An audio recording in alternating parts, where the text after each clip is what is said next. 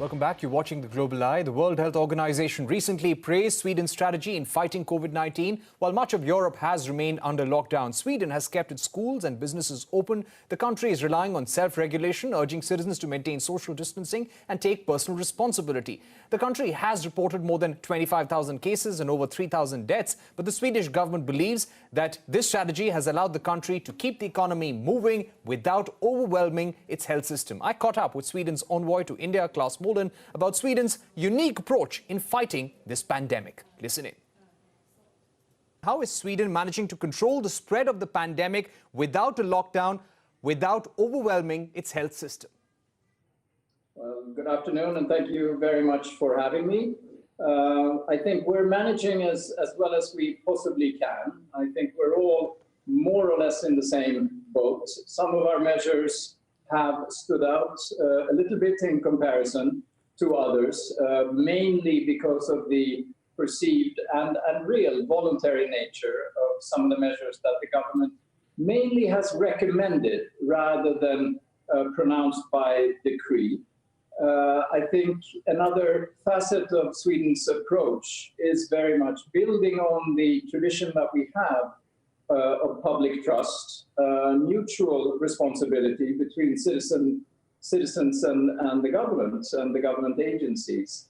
It's also one of trying to adjust measures in light of developments so as not to flood, so to speak, the arena with too many harsh recommendations and measures at the beginning, but rather trying to be nimble and instituting these measures as developments occur and as the government and its agencies monitor the situation. Right. Having said that, obviously we are concerned about the certainly the death rate is concerning for us as well as for many others.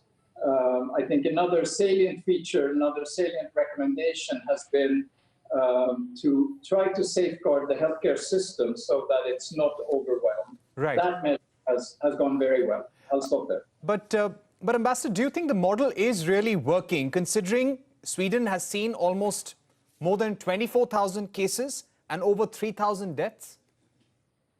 Well, it's, I think, something that we will all come back to, what is working and when it is working. I think it is far too early, and this is also something that has been repeated constantly, that the proof will be in that final pudding. Once we look back months, perhaps years from now, which proved to be the most effective strategy and combination of strategies. Obviously, as I said already, it's highly concerning that the death rate is relatively high. It's certainly higher than our neighboring countries, which are similar in many ways. They're smaller, but they are similar in many ways, and they have adopted somewhat different strategies. But we will have to see and we will have to compare. We also, as is I think well known by now, countries do keep statistics in slightly varying ways. There is some discrepancy there in reporting, etc. But I think on the whole, the government is keeping to its strategy of mutual responsibility, of trust in institutions, in government, and certainly in the healthcare and first responders of our society. But is the Swedish government reviewing its strategy, its no-lockdown strategy, or does it believe herd immunity is the only way forward, self-regulation is the only way forward, because this is a virus that we will have to coexist with? Yes, I don't think I said Sweden believes in herd immunity per se. Those are your words. I think what my understanding is ours, as well as many other governments, and listening to the experts, until and unless there is a vaccine, which will hopefully come sooner rather than later, and which will then accomplish what the slowdown and eventual going away of the virus and the disease, at least in communicable ways, you need to attain a level of people who have been exposed and who have antibodies. Where that lies is somewhat debated, but it seems to be 60 to 70% of society. Some call it consciously attaining herd immunity. That is not the stated goal of the Swedish government, but rather going, as I said earlier, going along,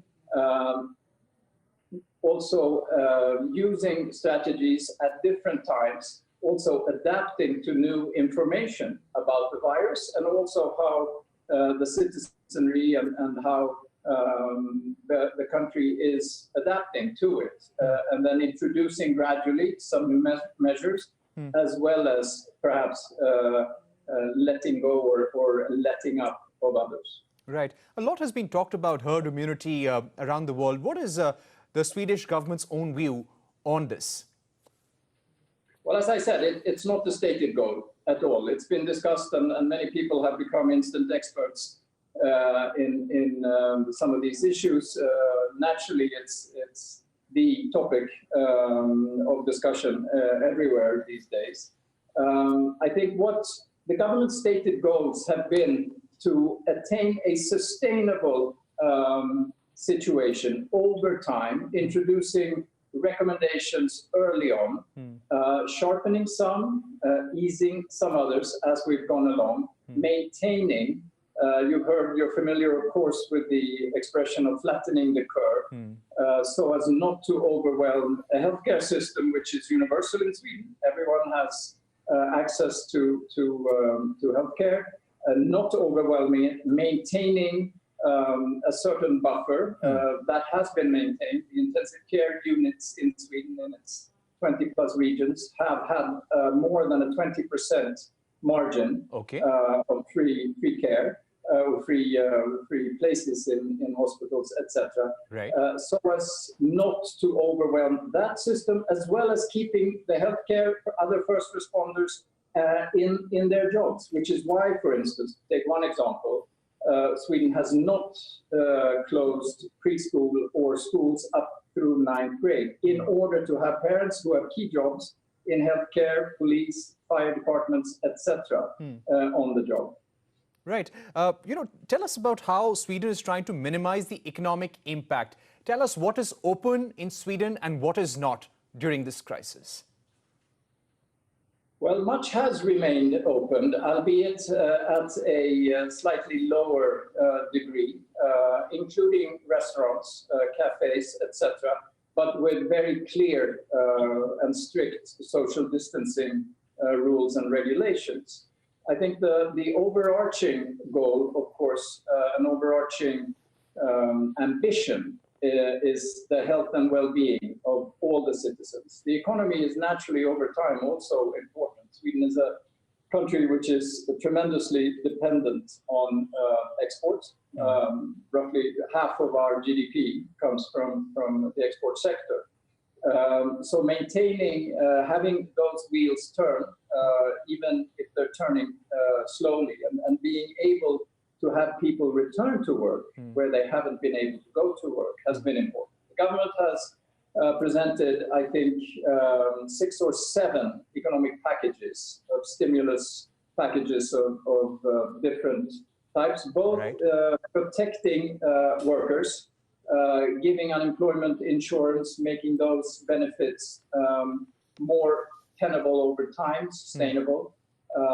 Also allowing credit flows, guaranteeing loans to small and medium-sized businesses, also to large corporations, looking at sectors which are critical over time in infrastructure, communications, etc.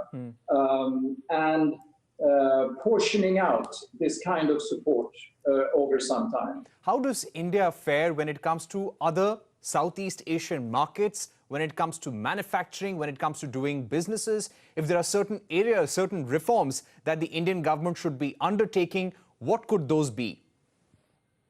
Well, I think we've been very encouraged by the ease of doing business measures, if you will, that have been undertaken under the current government in the last few years in both the first and the second Modi governments. We have well over 200, some 225, I think, Swedish companies active invested in India today. I've just come off a webinar with them, a weekly webinar that we have today with the secretary at the Ministry of Commerce, Dr. Mohapatra, where the government is very keen to see what it can do, and with us and with others, the European Business Group, etc., to stay very active and also forward-looking when it comes to our needs. And that is happening both at the center level, at the national level, as well as in many of India's great states. And so I'm very encouraged by that spirit, and a very constructive spirit. We've seen on a number of fronts, also investment facilitation mechanisms that we have through our bilateral cooperation, where I, with our Chamber of Commerce and a number of companies, meet with the Ministry of Commerce, the DPIIT, both at the center, but also with many of the states where we are invested. So I think India is very well placed to increase its attractiveness.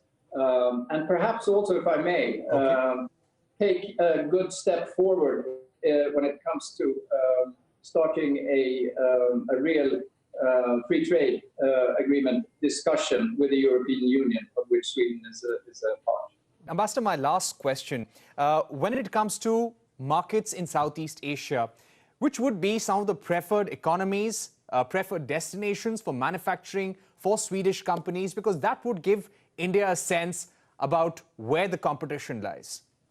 I think, again, it's a huge question. We have many companies in every thinkable sector already invested in and looking at Asia, South and Southeast Asia. I would actually like to highlight the bilateral cooperation that we have with India and the tremendous growth in investments, also in cooperation on innovation. Our prime ministers have met both in Sweden and here in India. We've had a number of delegations and members of our respective national governments bring business and other delegations to their respective partners. And I think not least when it comes to technology, obviously, communications, when it comes to the pharmaceutical industry, power, transmission, smart cities, areas for the future, where also on a people-to-people basis, we see fantastic growth in the interest both of Indian nationals moving to Sweden, working in Sweden, studying in Sweden, and also a great influx of Swedes traveling to India. And I'm looking now, obviously not for the last statistics over the last few months, which have been exceptional and without parallel. I'm talking about the overall trend for the last 5-10 years. And I just see that continuing as India develops and also sharpens its tools, so to speak, becomes more and more competitive and more interested in participating in an open way. So that was the Swedish ambassador to India saying he's very optimistic about India's role in global supply chains. He also spoke about Sweden's unique model in fighting the COVID-19 pandemic. With that, it's a wrap on this edition of Global Eye. Many thanks for watching. Stay tuned to CNBC-TV18.